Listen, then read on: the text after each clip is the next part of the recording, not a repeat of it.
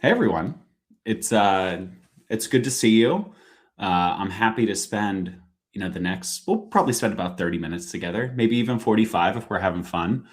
If you all have questions and you're engaging and this is interesting to you, then I can hang on for the whole hour. But by way of introduction, I'm Jon Cochrane. I'm our GM of payments here at Maxio. I've been leading our payments team for over the last 3 years, and so I've really seen the evolution of where we started from like a domestic only offering to a global offering to a lot of our most exciting rollouts that we've had recently. And I couldn't be more excited to talk to you about today about our new product that's launched on Maxio Payments all around surcharging. Some housekeeping at the beginning of this thing, like please do go ahead and be active in the chat. I will look at that. I do care about your questions, and it's always more fun whenever I can just ask questions as we go. So actually, Douglas, you're first on the board. Will there be a recording for the session? And the answer is yes. And we will send out a recording. We'll send out our materials. And we'll reach out to all of you via email at the end of this webinar. We'll also give you an easy way to get a hold of us. So Douglas is the first one on the board here. I will keep my eyes on the chat as we're going, but please ask questions as we go. Before I share my screen and get into we'll do a little bit of a presentation, like maybe 5-10 minutes, and then I'll actually dive into the application and show you how it works. And we'll go from there. And I'm happy to dive into the demo in any way that would be helpful. But like I was saying, I've been leading our payments team for about 3 years.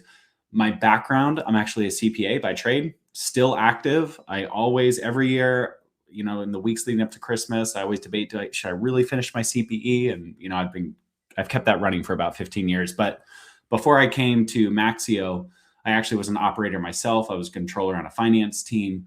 I dealt with a lot of the things that many of you are dealing with on a daily basis, and have used a lot of the tools that you all use as well, whether it be QuickBooks, Xero, Intact, NetSuite. I've implemented a lot of them.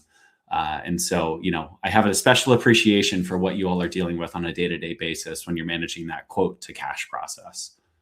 All right, without further ado, let's dive into some content and we'll go from there. So I will share my screen and we will dive into it. So one of the things that we were looking at whenever we were building our surcharging engine was we with especially my background and our team's background and the folks that we work with on a daily basis, we really wanted to build something tailor-made for our customers.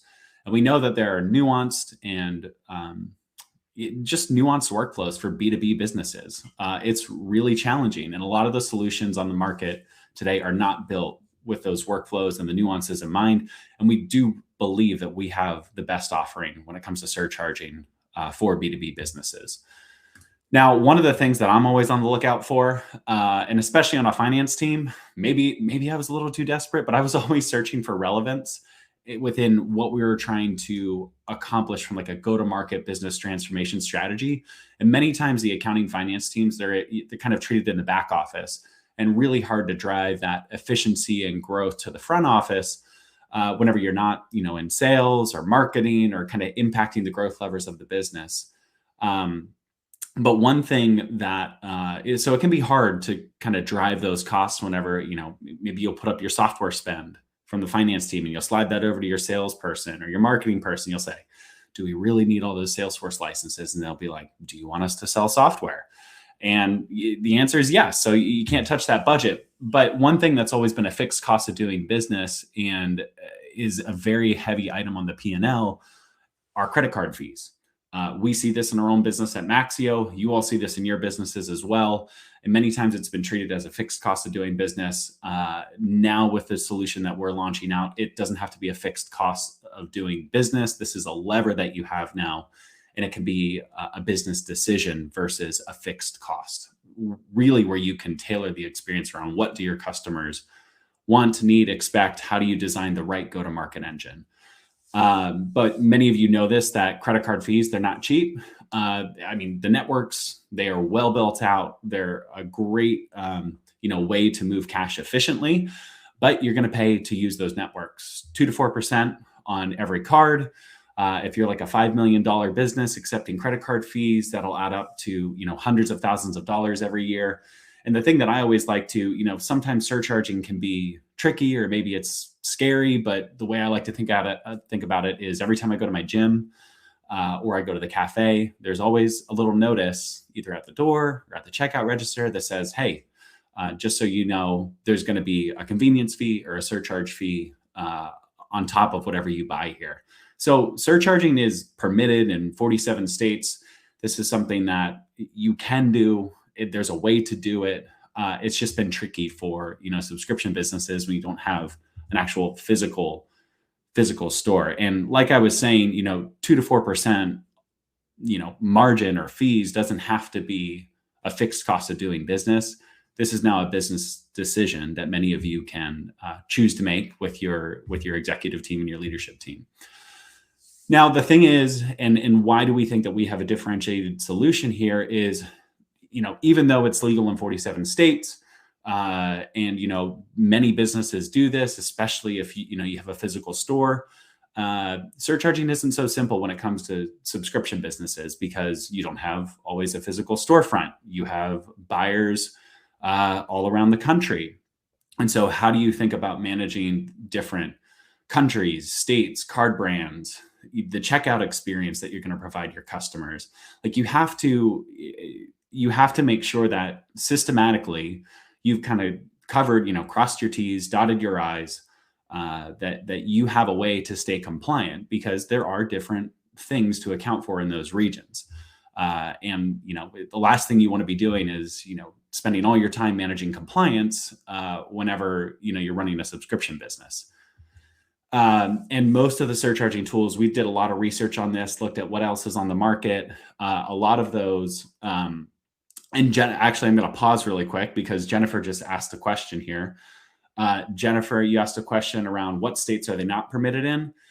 One thing I'm going to show you when I get into the demo are the resources that we pulled together within our help documentation and even some, useful tools that we put into the UI to help you figure this out. So we'll get to that here shortly. But thank you for that question. Going back to here, most surcharging is built for kind of a physical location, really easy to manage compliance. My checkout, my terminal is right here, and I know exactly what the rules are here. But like we were saying, it's a little bit different in subscription businesses, and there are just more factors to account for. But with what we have rolled out here, we have a native and really kind of the first of its kind solution to surcharging that we're bringing to the market in an efficient, and cost-effective manner. Because some of the other solutions that we've seen on the market, somebody, one of the other gateways might give you a field where you can turn it on and say, yep, you can pass on a surcharge, but you've got to handle all the logic yourself. Or maybe they acquired a business, they bolted it on, and it doesn't quite flow seamlessly with your billing workflows. And some of them just say, nope, you can't do that on our platform. We don't allow that. And now you're back to being a fixed cost of business. So these are kind of the three flavors that we've seen in the market. But what we've actually built out is a mechanism to provide that upfront disclosure, just like you think about your gym or your cafe. If you want to roll out surcharging, how do you let somebody know, hey, there's a 2%, 3% fee on this transaction? We're letting you know. If somebody doesn't want to pay that, how do you just allow them to pay via bank account? I mean, at the end of the day, when many of the conversations I've had, and I've had hundreds of conversations with our customers and folks evaluating and thinking about what's the right payment gateway for our business, many times, they're trying to find ways to save fees. And, ACH is a very effective way to save fees on your processing. And sometimes your customers, they don't want to pay the 3% fee. Great. Let's make it seamless for you to pay via ACH. So we automate that. We also make it very easy on the accounting end of it. I'll get into that on the demo here to show you how we've thought about the accounting. And then the final piece here is no code required. Like we built this all in the UI, finance-friendly UI. I'm again, former practitioner myself. Super important that this is easy to manage. And what we give you, the levers that we allow you is you can set, a national rate. Right now, surcharging, we've rolled it out in the US. Other countries coming soon. Every country is, slightly unique, but you can set a national rate, configure it within given states. You also have card brand configuration, and then we give you disclosure language as well. So We give you all the different tools that you would need to manage this and to comply.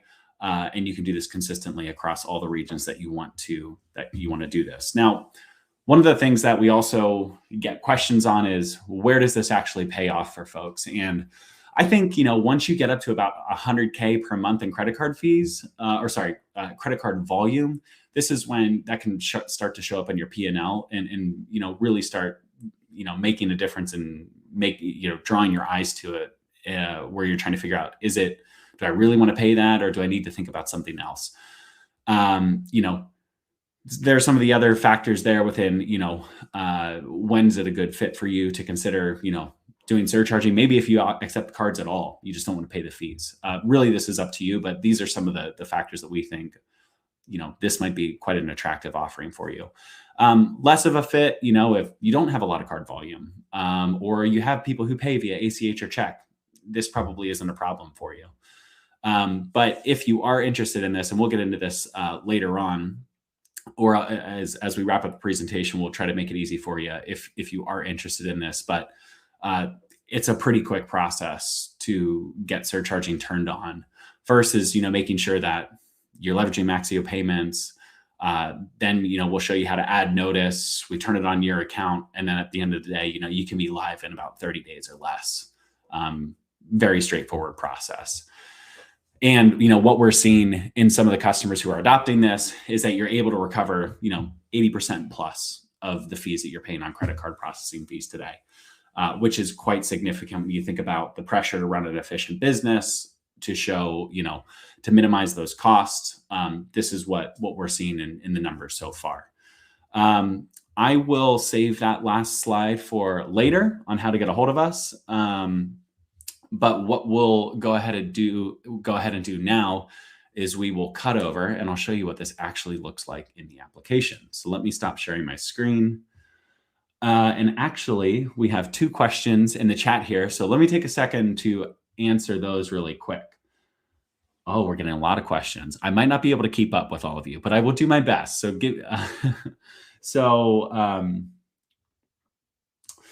Jennifer has a question around, how do you address recurring invoices that are issued without customer interaction? I'll show you that here in a second, Jennifer.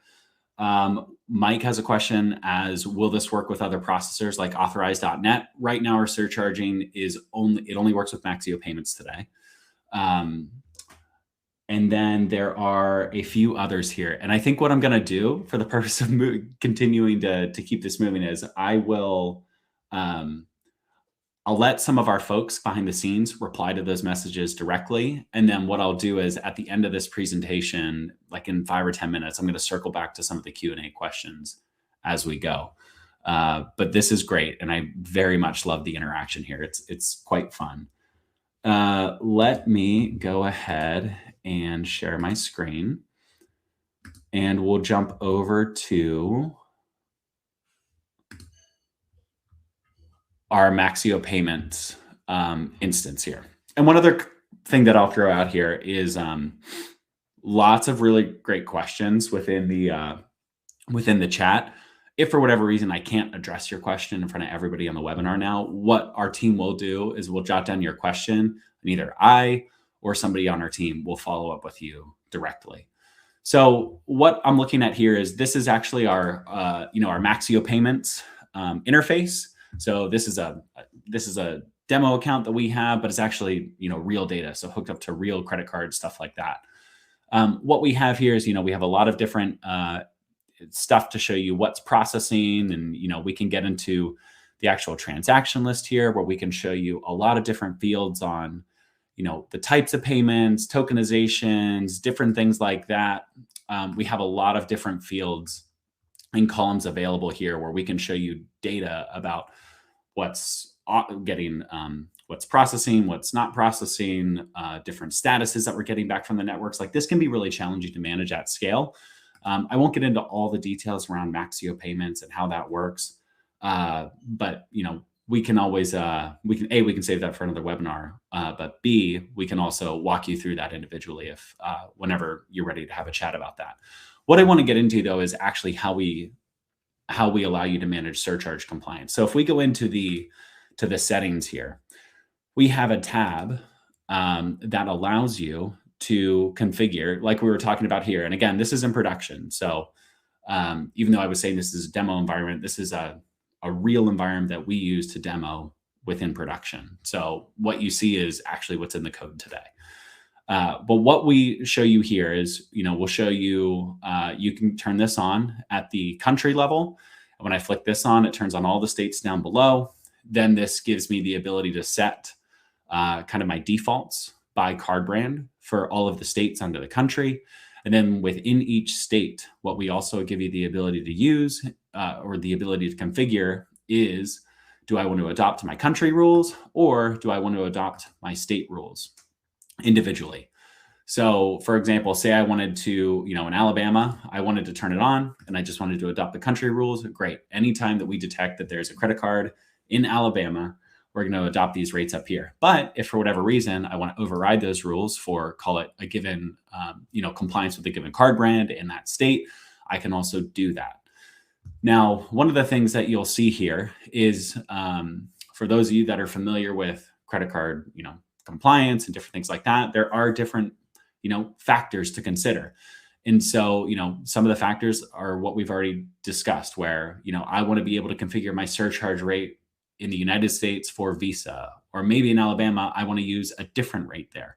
Or maybe I don't want to surcharge more than my cost of acceptance within a given area. What you'll see here, now I don't have a ton of demo data in this instance, but you'll see this calculating here. What Maxio actually does for you within the country, the state, and the card brand is we will actually calculate your cost of acceptance for that given card brand in that jurisdiction to make it really easy for you to know what is your cost of acceptance by card brand in that given state.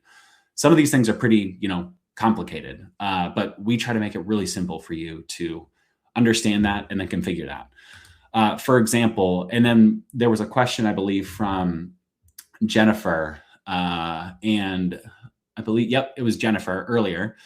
And she was saying, how do we manage the compliance and how do we know kind of what are the guidelines and the rules here? Well, one of the things that we have done in, what we've launched to the market today is we try to give you some flags here where we just say, hey, Arizona, from the basic research we've done, permit surcharging. But, if you're in California, they have some things where, they require some price transparency requirements. Well, we're going to just flag that for you. And when you flick on the United States, we're just going to disable it by default. But price transparency requirements, I am not an expert.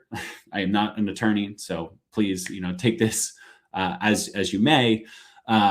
This probably just means, you need to make sure that people know you're going to surcharge. So, hey, no problem. I have good disclosure there. I'm going to flick that on. And now, I can either adopt the country or I can adopt the state rules there.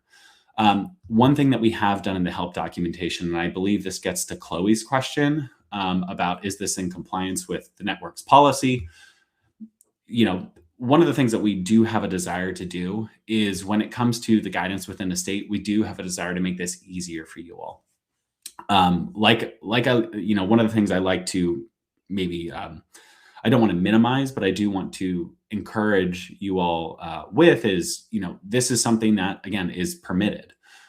It doesn't have to be a cost of doing business. It's a business decision. And every time you go to your cafe, I think I always pay a surcharge at my cafe. So this is a tool that we want to give you to be able to, allow you to make your business decision.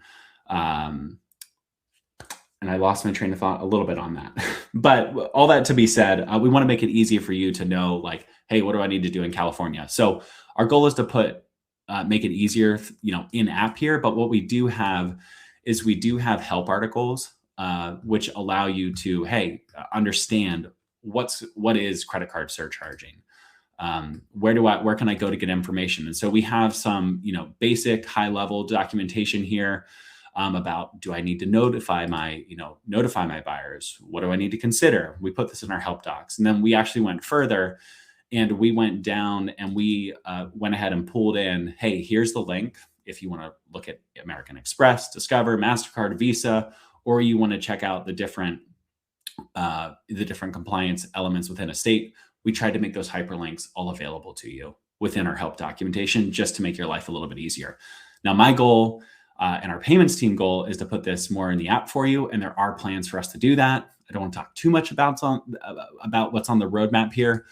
All I'll say is that we're just getting started with this, and we're really excited to be able to roll these tools out to you all. And so again, more to come on making this easier, but there are a lot of resources available to you today. So we've already talked about configuration here.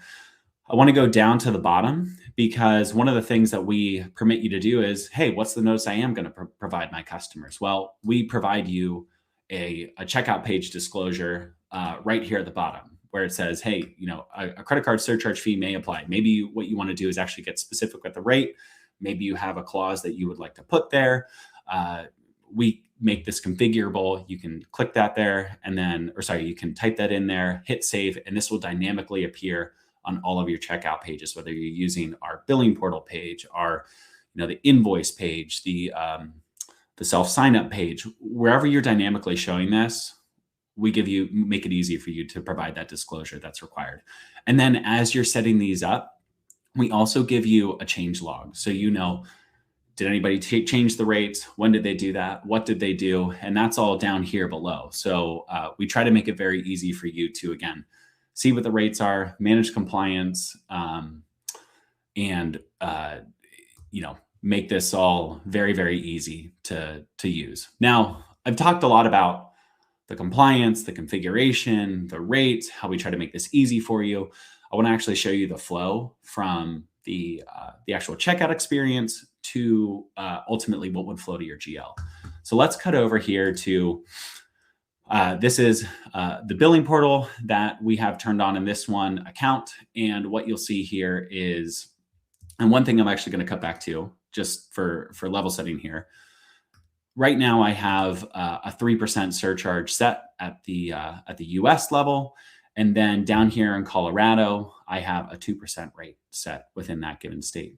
So when I go to my checkout experience, say I was a typical customer, you'll see here at the very top of this checkout page, credit card surcharge may apply. And before I go through the whole, the checkout experience here, I got my name, address, and then I have my billing address here. And this state is kind of the key thing for figuring out what rate is going to apply.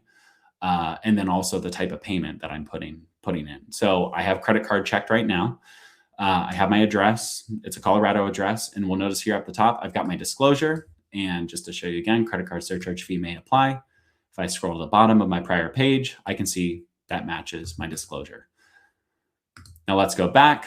I've got a 2% surcharge here. Now let's just say that, okay, it's not going to be 2%. I want to actually pick a different state other than Colorado. And let's just say that I let's pick Alabama for whatever reason. Let's change this to Alabama, and you'll see that this will dynamically update to now we have a 3% surcharge fee applied because we detected there's a credit card. It's in Alabama. This is now going to be 3%. Now, if I were to switch my payment method to Apple Pay, that surcharge goes away right away. And so this is the important thing where we will actually detect the payment method. Is it credit card? Is it Apple Pay? Is it debit card? Is it ACH? And then we will dynamically remove the fee or add the fee. And the fee only applies for credit cards because you can't surcharge a debit card. You can't surcharge a bank payment, et cetera. This can be really challenging to manage if you don't have a solution like what we've built. And we've heard this directly from some customers. I have another example here. Now this is a foreign currency one. I don't want to get into Australian compliance right now, but this is, I've got that 2% surcharge. I have Colorado turned on here. I have different payment methods. If I switch this to direct debit, again, that surcharge fee would fall off of there. So again, the point here is to show it's dynamic. It only applies to credit cards. It doesn't apply to debit cards. If somebody entered a debit card in the credit card field, we actually can detect that on the back end, and we make sure that the surcharge is not applied if it's a debit card. So there is a lot of logic that we built into this thing. And actually, Coben, I think you were a mind reader. I just saw your question here where do we automatically detect debit cards and prepaid cards? And I hope I just answered your question there because yes, we do. Because you can't surcharge debit cards and prepaid cards, only credit cards. That logic is built on the back end. You don't have to worry about handling that on the front end.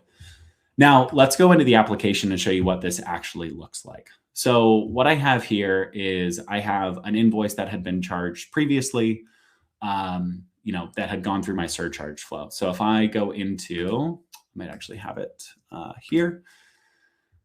If I click into my invoices and I click into this one invoice, one of the things that is, best practice within Surcharge and actually within the guidelines of being compliant is, one, you need to provide disclosure at two different points.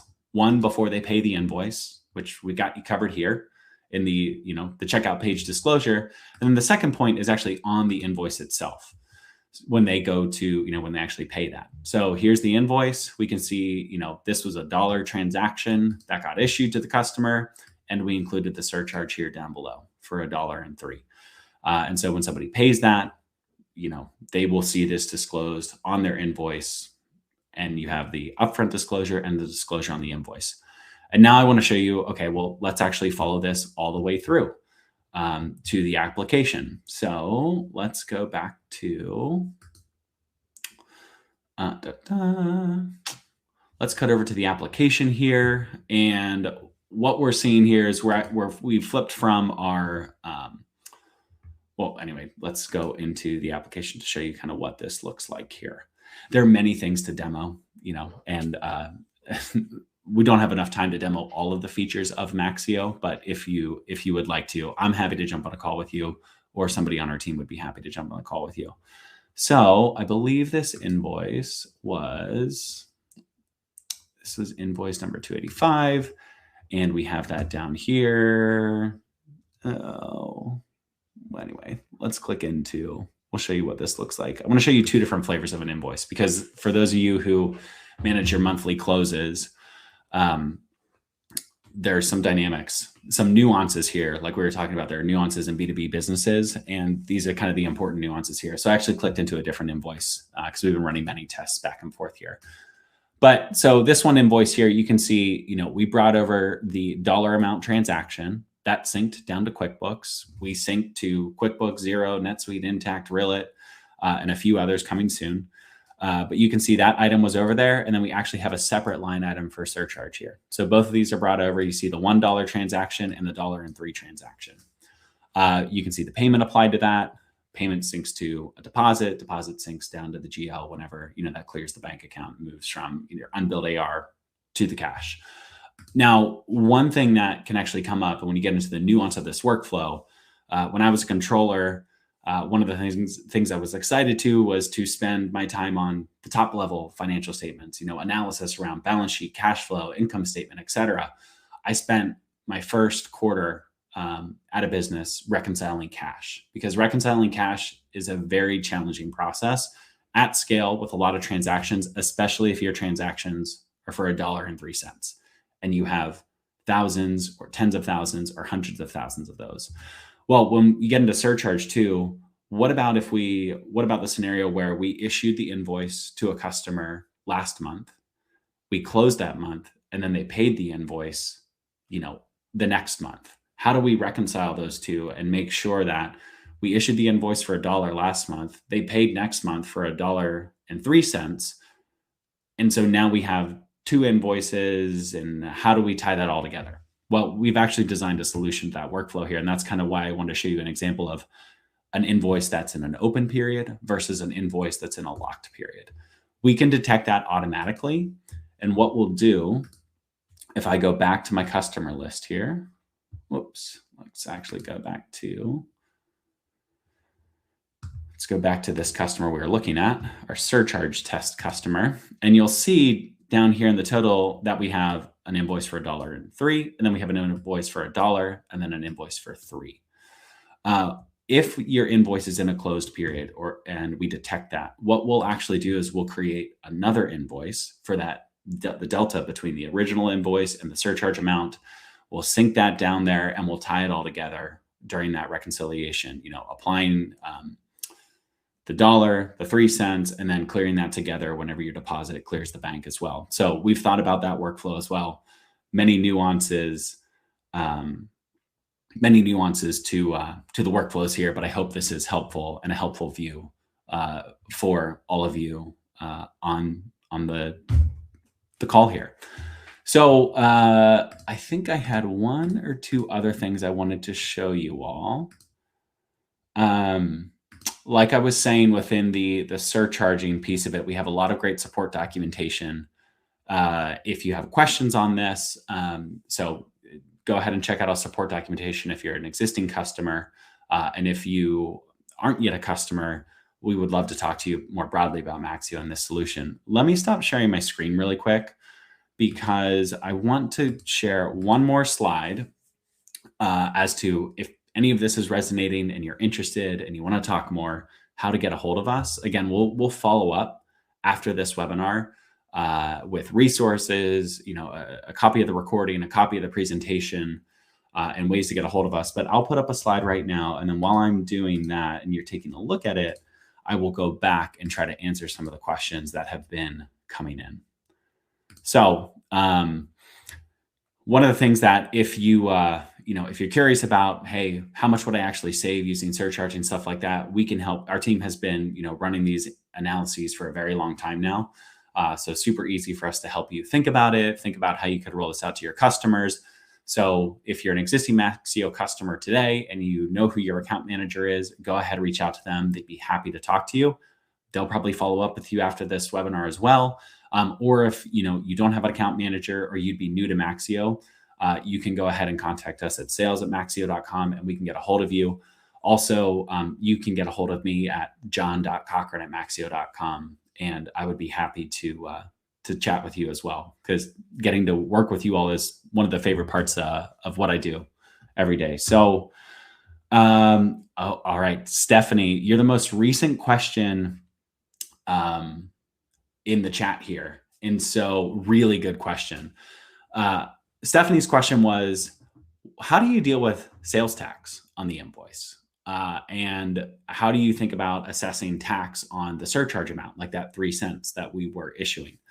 So one of the enhancements that we actually have, if it's not coming out this month, it's coming out next month, is that we will have a way to for you to automatically assess or not assess sales tax on the surcharge amount. Some states, it's not taxable. You don't have to tax on surcharge. Other states, you are supposed to tax on surcharge.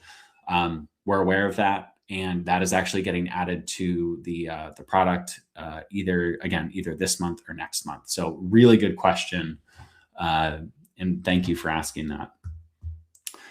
Oh, and Ty asked a question where, is surcharging a standard feature for Maxio Advanced Billing, or is Maxio charging this as an add-on feature? So there are actually two flavors to that. So we do charge a fee for using our surcharging. We are happy to chat with you about what that is, and your account manager can chat. One of the things that we tried to that we want to do is we want to help you recover your margin. We're not trying to extract a ton of profit via surcharging here. We do just want to make sure that the developers and folks like that who are building this out, that we can continue to support that and the investment in surcharging here, given some of these enhancements that we're rolling out. So there is a fee to it. Our account managers can walk you through that. But again, our main priority is to help you recover margin, not to help you save fees so then you can pay more fees. The other piece of it here, Ty, is, if you aren't aware, our surcharging actually flows through, and I'm going to go back to this one slide on how to activate. Some of you may know that we have an advanced billing solution, which has a lot of capabilities around usage billing. And then some of you are familiar with Maxio Core and our e-bill solution. So surcharging actually runs through our Maxio invoicing suite, which not all of our customers are taking advantage of that today, but it is, like our most advanced invoicing engine that we have at Maxio. So if you're on advanced billing today, you're already leveraging that. If you're on Maxio Core, you may not be leveraging that, but this is one, there's no additional cost to use our invoicing suite. Our team can actually help you cut over from eBill to the invoicing suite, and there are many benefits of doing that. If you're on eBill today, a lot of our invoicing features are configurable, not customizable. So maybe you don't like the way the invoice looks. Maybe you want some more customization around how your logo displays, stuff like that. our invoicing suite gives you all the capabilities that you had on eBill plus a lot more. Everything that you would want to display to a customer on like a virtual invoice is fully customizable. And you have new features as well, such as maybe you wanted a billing portal before, but you couldn't get that through eBill. Well, now we actually give you, through our invoicing suite, we give you access to the billing portal as well. So I won't get fully into that. The main takeaway here is, if you're not leveraging our invoicing suite functionality, we can help you cut over to that to take advantage of surcharging and some additional capabilities and functionalities on the invoicing suite. And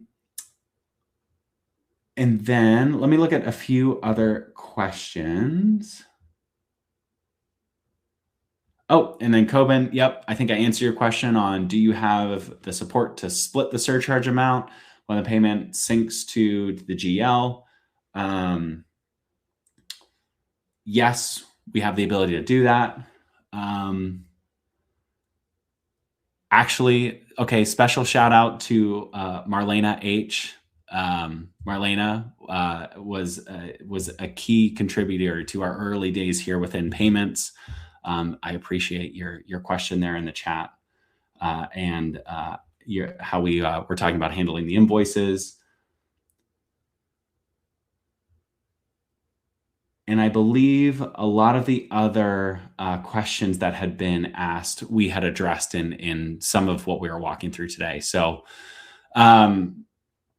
if any of you have any additional questions, again, I'd love to chat with you or connect you with a member of our team.